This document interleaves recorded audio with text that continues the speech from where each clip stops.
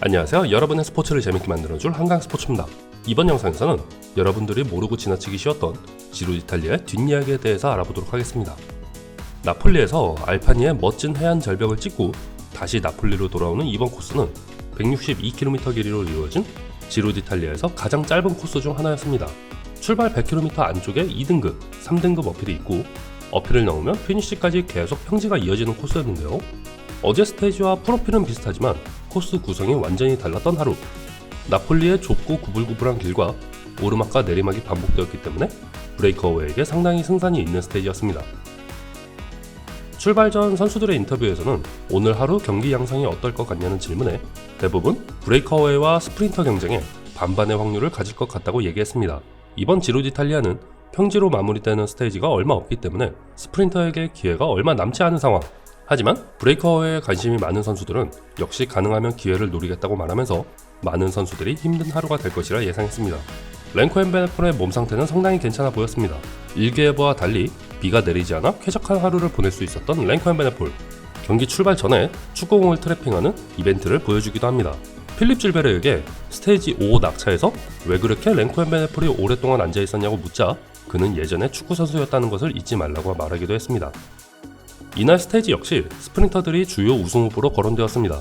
스테이지 프로필이 어제와 비슷했기 때문에 트렉스가 프레도의 마즈 페더슨, 제이코 아룰라의 마이클 매튜스, 알페신 데케니크의 카덴 그루브스가 주요 선수로 거론되었으며 어제 낙차에서 피해를 입은 마크 캐번디시나 필리포 피오렐리, 안드레 반드라미 같은 선수들은 펠로톤에서 휴식을 취할 것으로 예상되었습니다. 경기가 시작하고 수많은 어택 시도 끝에 6명의 브레이커웨이가 생겨났습니다. 코피디스의 알렉산드로 툴렛, 에올로쿠메타의 프란세스코 가바치, 이스라엘 프리미어테크의 사이먼 클라, 폴라텍스 LA 이탈리아의 찰리 쿼터만, 제이코 아룰라의 알레산드로 드마키. 5명의 선수는 열심히 브레이커웨이를 형성해서 도망쳤는데요. 한 명의 선수가 더 있었습니다. 약간 늦게 브레이커웨이를 시도한 아케아 삼식의 알레산드로 베레 선수. 이 선수는 이날 60km를 넘게 홀로 달리면서 브레이커웨이와 펠로톤 사이에서 무인지대를 달렸지만 결국 브레이커웨이를 따라잡지 못하고 펠로톤으로 흡수되었습니다. 경기 초반 나폴리의 시내를 달리면서 수많은 펑크와 기재고쟁에 시달렸던 펠로톤. 열정적인 자전거 팬들이 길가에 나와 응원하면서 아슬아슬한 장면도 많이 포착됩니다. 나폴리는 이미 지루 디탈리아에 40번이 넘게 등장했던 단골 도시였는데요. 관광 사업이 잘 돼 있다 보니까 선수들이 묵을 숙소도 많고 음식도 잘 나온다고는 하는데 레이스를 펼치는 입장에서는 굉장히 까다로운 도시라고 합니다. 특히 길이 좁고 도로 노면이 더러워서 위험한 상황이 많이 있기 때문에 항상 긴장을 곤두세워야 한다고 합니다. 지난주 33년 만에 세리에 A에서 우승한 나폴리는 아직 축제 분위기가 한창이었는데요. 도로 곳곳에 나폴리 축구 팬들이 걸어놓은 깃발과 플랜카드가 많이 보였고 관광객들도 상당히 많이 볼 수 있었습니다.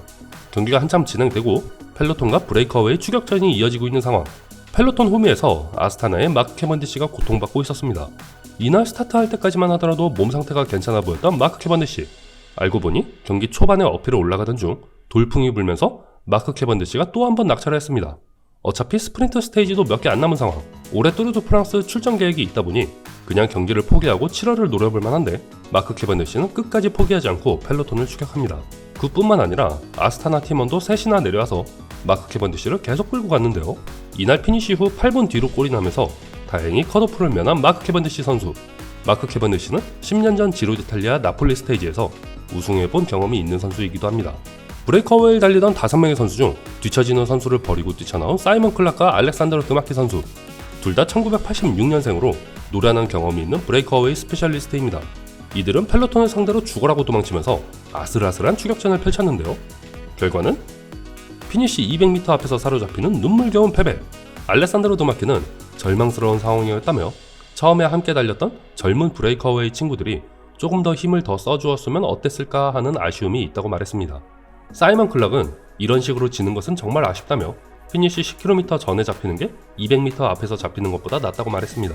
하지만 할 수 있는 모든 노력을 다했다는 것을 알고 있던 사이먼 클락과 알렉산드로 드마키는 함께 도우며 달리지 않았다면 여기까지 오지도 못했다며 끝까지 노력해준 서로를 격려해 주었습니다. 마지막 피니시에서 스프린트 경합을 통해 스테이지 우승을 따낸 마즈 페더슨. 작년 뚜르 드 프랑스와 부엘타 에스파냐에 이어 3대 그랜드 투어의 모든 스테이지 우승을 거머쥐는 쾌거를 이룹니다. 이어서 조나단 밀란 2위, 파스칼 아커만 3위, 카덴 그루브스가 4위로 통과했는데요. 특히 카덴그로브스는 어제 스테이지에서 단 1점의 차이로 말리아 치클라미노 저지를 바라보고 있었고, 물론 스테이지 우승을 바라보지만 여의치 않으면 포인트 저지라도 뺏어오기 위해 조나단 밀란을 끝까지 주시했습니다. 결과는 조나단 밀란이 더욱 앞선 등수를 받으며 말리아 치클라미노가 더욱더 멀어지게 되었습니다. 이번 지로 디탈리아 첫 주차에 가장 어려운 스테이지로 뽑히는 스테이지 7, 알페니노 산맥의 그란 사소 디탈리아를 오르는 스테이지입니다. 이번 지로 디탈리아에서 처음으로 등장하는 1등급 어필 피니쉬, 총 26km 길이에 획득고도 900m, 평균 경사도 3.4%이지만 마지막 피니쉬에서 6km 남은 구간은 경사도가 9% 이상으로 올라가는 곳인데요. 아직 산 정상에 눈이 녹지 않아 4m 높이의 눈이 쌓여있고 기온은 영상 5도 정도로 예상된다고 합니다. 자, 여기까지입니다. 오늘도 즐거운 라이딩 하세요. 감사합니다.